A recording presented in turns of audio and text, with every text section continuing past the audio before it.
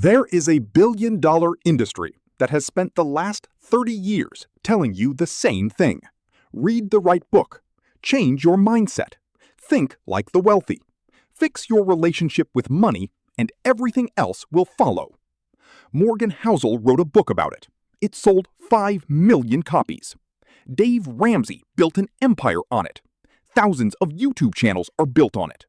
And the core message of every single one of them is the same. Your financial situation is a mindset problem. Fix the mindset, fix the money. Here is the problem with that entire narrative.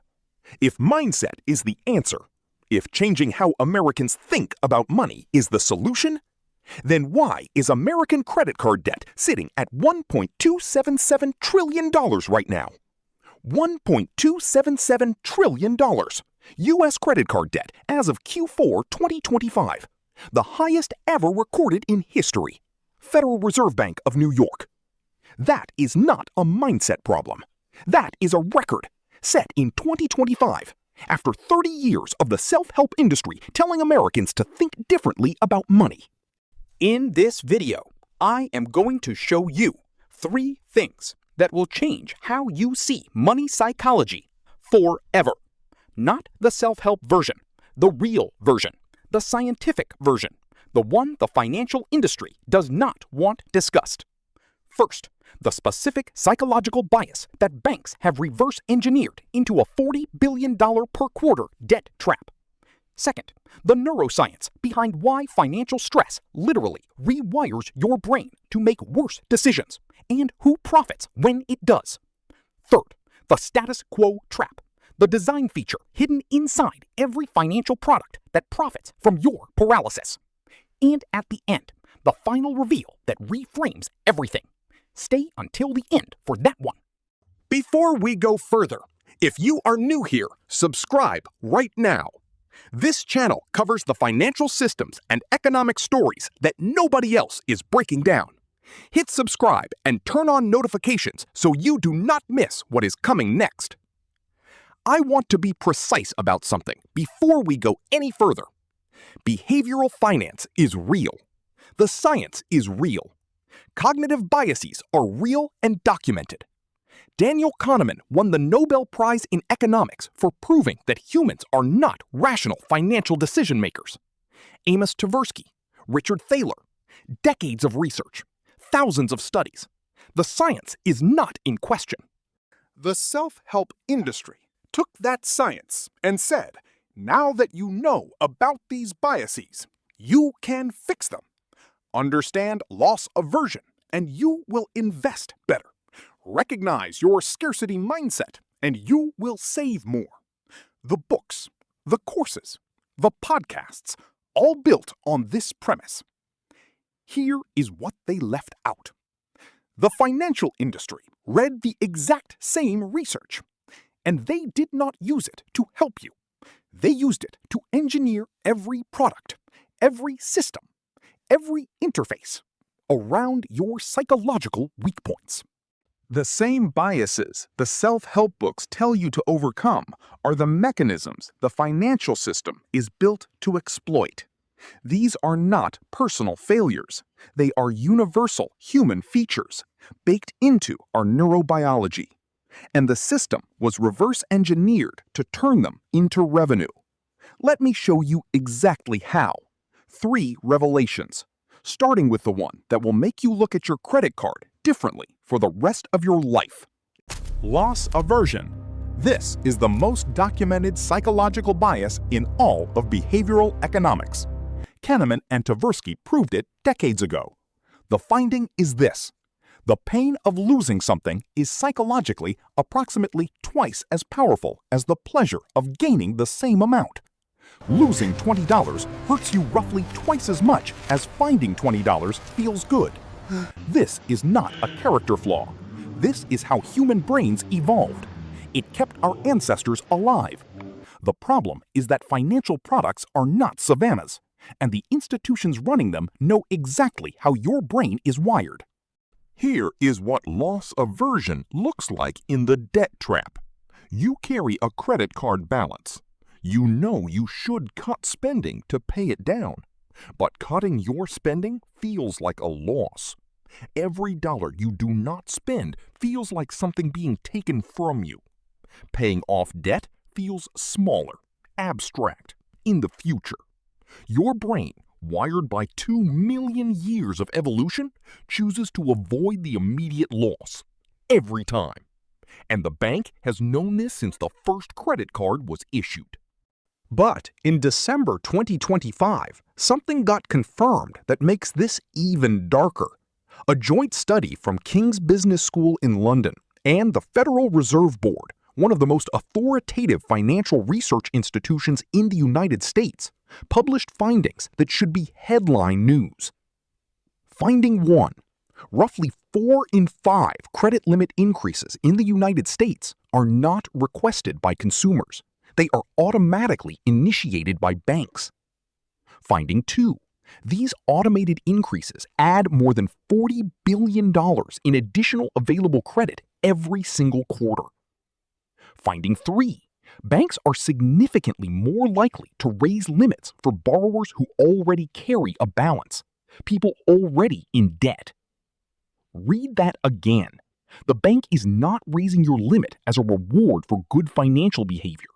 The bank is raising your limit specifically because you are already in debt and statistically more likely to use it. And the study found one more thing. This one stopped me when I read it. About 1/3 of all unpaid credit card balances in the United States, the amounts people carry from month to month, exist only because of credit limit increases made after the card was opened. Among borrowers with lower credit scores, the most financially vulnerable Americans, that number rises to 60%. 60% of the debt carried by lower-income Americans exists because the bank automatically raised their limit after they went into debt. King's College London, Federal Reserve Board, 2025. And here is the detail that ties it all together. The banks that advertise their use of AI and machine learning most heavily in their official financial reports are the exact same banks most likely to use automated systems to raise customers' credit limits. They are using artificial intelligence trained on your financial behavior to identify the precise moment when loss aversion has you locked into debt, and then they extend the cage. Now, the self-help book tells you to recognize your loss aversion and overcome it. But the bank's AI is updated daily. Your annual resolution to budget better is not a fair fight. Result: $1.277 trillion in credit card debt, Q4 2025, the highest number in the history of American consumer credit tracking. 61% of Americans with credit card debt have been carrying it for at least a year, up from 53% just last year. Bankrate 2026 survey. 22%, nearly 1 in 4 Americans in credit card debt, believe they will never escape it. Bankrate 2026. Not because they have bad mindsets, because they are trapped in a system that was designed around the bias their mindset cannot overcome. This is the revelation that no self-help book will touch. Because if they did, the whole industry would have to confront what it is actually selling. The self-help industry has a premise. If you are financially struggling, it is because of your scarcity mindset. You believe money is always limited. You believe you will never have enough. And that belief keeps you poor. The solution, they say, is to adopt an abundance mindset. Start thinking like someone who has money, and money will follow. Here is what the actual neuroscience says.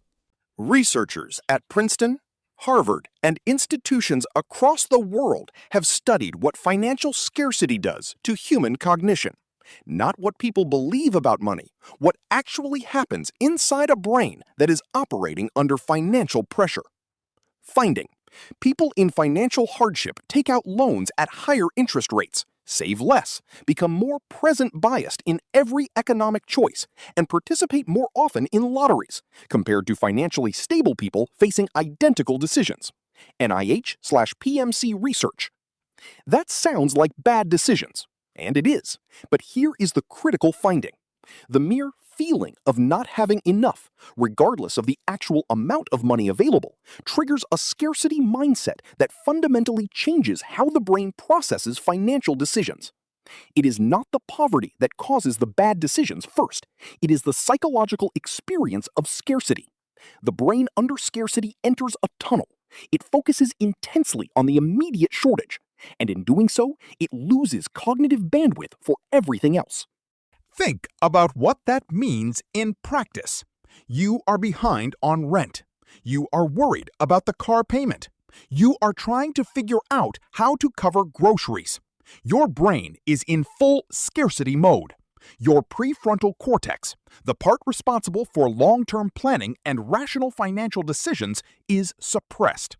You cannot think clearly about your retirement account because your brain is literally using that cognitive capacity to manage the immediate crisis. And this is precisely the moment the financial system reaches in. Payday lenders, buy now, pay later, credit limit increases, high-interest emergency loans. Every one of these products is calibrated to appear exactly when your decision-making capacity is most compromised. Published in PLOS One, February 2026, a scarcity mindset is directly associated with the use of high-risk financial products and services above and beyond income, education, or any other established predictor. Let me be direct about what this means. The self-help industry tells you that a scarcity mindset is a belief system you can change. The neuroscience says that scarcity mindset is a cognitive state triggered by financial stress that changes how your brain physically functions. You cannot meditate your way out of a neurological response to genuine financial pressure. You cannot abundance mindset your way past the fact that the payday lender is open at midnight and your landlord is not. The poverty trap is not primarily about beliefs. It is about a brain operating under chronic resource scarcity, making the exact decisions that the predatory financial system was designed to capture. And here is the number that closes this section. Americans are currently paying interest on credit card balances at an annual rate in excess of 20%. At that rate, even making minimum payments, the average balance of $7,886 will take over 20 years to pay off. Wallet Hub, Lending Tree, 2026. 20% interest on a brain operating in scarcity mode, unable to engage the long-term planning circuits needed to strategize a way out. That is not a mindset failure. That is a designed outcome. The third psychological mechanism is quieter than the first two, but it might be the most profitable for the financial system. It has two parts: status quo bias and present bias. Status quo bias is the documented human tendency to prefer the current state of affairs, even when changing would clearly lead to better outcomes. The research traces this directly back to loss aversion. Changing your situation feels like risking a loss. Staying feels safe, even when staying is objectively costing you money. Present bias is the tendency to place much greater value on immediate rewards over future ones. Not because you are lazy or undisciplined, because the human brain evolved in environments where tomorrow was genuinely uncertain and immediate resources genuinely mattered more. Now, here is how the financial system built its most profitable products directly around these two biases. Auto-renewal subscriptions. Your gym membership, your insurance, your streaming services. They all renew automatically. Status quo bias keeps you in them even when they no longer serve you. Changing requires action. Inaction is the default, and the default makes them money. Default pension fund allocations.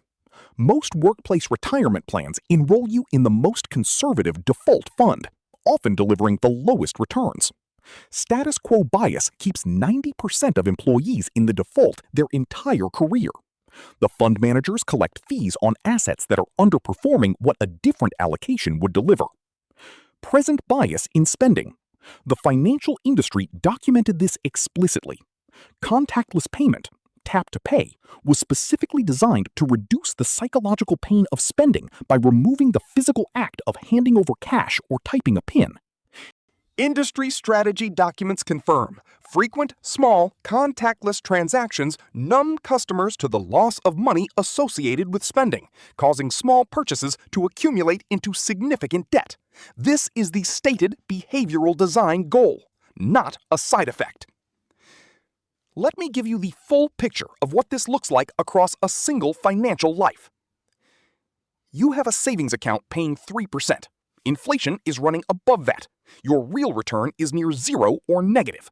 But moving money to a higher yield account takes 45 minutes and feels like a risk.